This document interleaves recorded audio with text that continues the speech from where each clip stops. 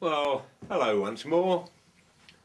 This is my final, absolutely final last waffle on cleaning things. I've done the cleaning bit to death, but I've had one or two inquiries. I'll just clear up a few points, but I want to move on to something else.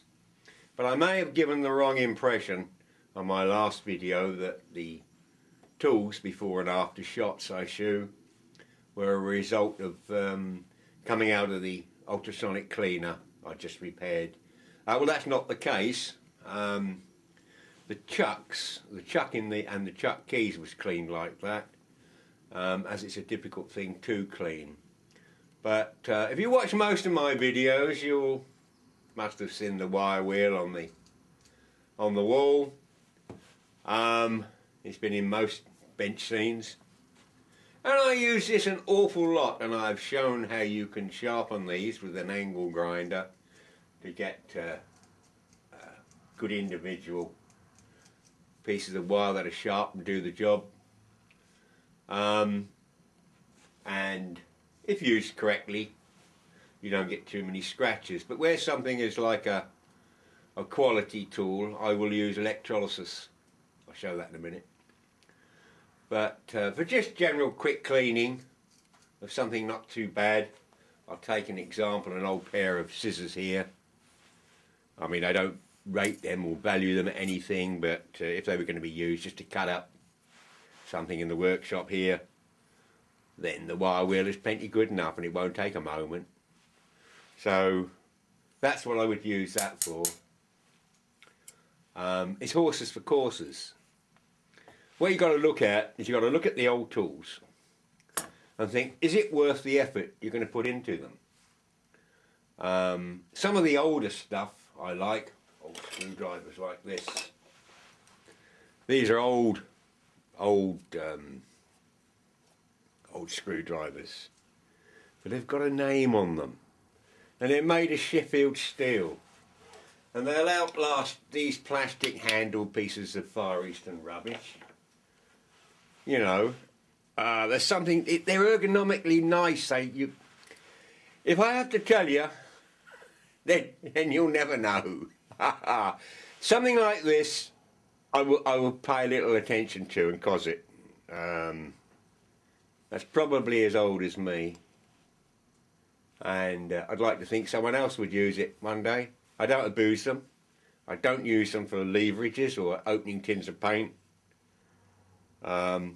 If it says made in England, Sheffield steel or something, well, it was good enough to put their name on it. Anyway, I'm waffling. So, cleaning up the scissors. Let's try that. Okay, so I'm going to just quickly clean these with the wire wheel. If this was a better quality, I would take the two blades apart, take the screw out, but this is just a demonstration. It's not worth it, and this has been peened over here, so I'm not going to bother. But it's just to demonstrate what the wire wheel will do. So wear goggles, because if one of these wires comes out and hits you in the face, don't forget you're on your last pair. So but I always stand to one side of my wheel, which is why it's set one side of the bench. Anyway, I'll move on. So we start this, you can see the state of it.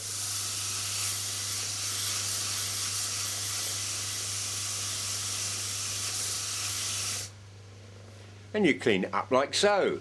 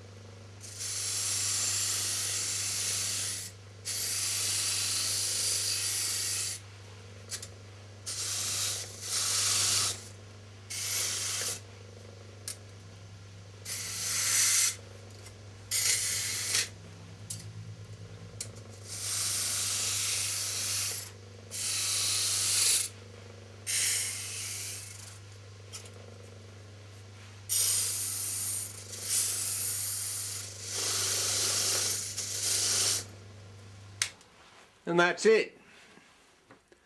You must remember, of course, that rust is oxide. It is actually metal that's gone, and you can't replace this. All the cleaning methods in the world won't replace steel that's been eroded away. All you can do is remove the oxide. But if we're just cutting up paper, that's good enough. So this is what that generally gets used for. Okay, where's me? Come here. Let's come back to the bench. Pan back, wrong way. This height gauge was in a worse state than, much worse state than the scissors. And something like this I would never attack with. Never attack with the wire wheel, obviously. And this was done, it was stripped. If something is all seized up and you can't move it, if it has moving parts, first of all, to free up the parts, I dump them in diesel. I've got a bucket of old diesel, and it may take a long while, but diesel will eventually creep down threads, and you can usually move things. It might take hours, it might take days, it might take weeks, it might take months, but it will eventually get there. Let the diesel do the work for you. But that's only where there are actual moving parts to free them up. Okay. Ultrasonics is very good for cleaning up delicate items that are dirt, that have got dirt on them. But and it will shift rust. But the most effective way of getting rust, of removing rust on tools, is electrolysis. And this is a little tank I made up yesterday, just a plastic bucket, and I've made up some steel angle pieces, 8th plate, that sit in the bucket. There's another one there that sits that way, and these become the anodes of the bath. These two are connected together, of course, but it means that the item placed in the middle has an effective all-round cleaning action. And then here's a piece of brass that sits on top. This is my cathode buzz bar, and then little pieces of hooks, copper wire, whatever you like, to suspend items into the electrolyte, if you like. The tools go on the negative side, that's your cathode, and the anode goes to the positive side, and I put about 12 volts between here and here. You can use an old battery charge if you wish, and I fill this up with water, with some washing up soda. It makes a better electrical connection, or you could use salt or something. And the items are placed in here, and left overnight you'll find there's a rust scum across the top of the surface, and it'll come out. Sometimes it'll come out, depending on the current flowing, a bit black, but a gentle rub with some steel wool or an abrasive pad, it comes off quite easily. And this is a very effective way of removing rust from tools, and it can get to places that you can't. I think what's happening is tiny bubbles are formed on the cathode, and of course these little bubbles push off the rust. But once again, metal that is gone is gone. You can't replace it. But one little tip you might quite like is I often put a piece of rubbish on here and reverse the polarities, and then all the rust comes off the anodes. So I've turned the anodes into the cathodes. Does that make sense? Yeah, it does to me. 12-volt battery charger connected between there and there. So just remember that negative to the tool you want to clean, and positive to the anode. Don't get it the wrong way around, other than just cleaning the plates. This was made just for small tools. I have a larger one with a bucket or a big plastic tub in an outhouse, but usually overnight does it. That's I think you'll be quite surprised. Anyway, there's several videos on electrolysis on here. But right, that's the cleaning done, death, finish, move on. While just mentioning tools, I have some toolboxes under the bench, but I don't use them that often, so you know, they're quite okay there. But it's not a very effective way of storing tools. I would ideally like you know, a pucker thing with all cantilever trays and drawers. They're very expensive and they take up a lot of room. But I am trying to organise things a little bit different. So here's a few tips you might find interesting. Here on one of my tool cabinets, I've made up a rack for sockets. It's 16 gauge galvanised steels. You can often pick up offcuts from people who do fabrication. You may even be able to persuade them to fold it up for you. But I've got a small folder and I turn these up myself. It's only 2 bends.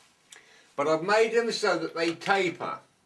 So that way, depending on where or how many sockets you've got out, you simply drop it into the tray and slide it down till it will go no further, and that's its position.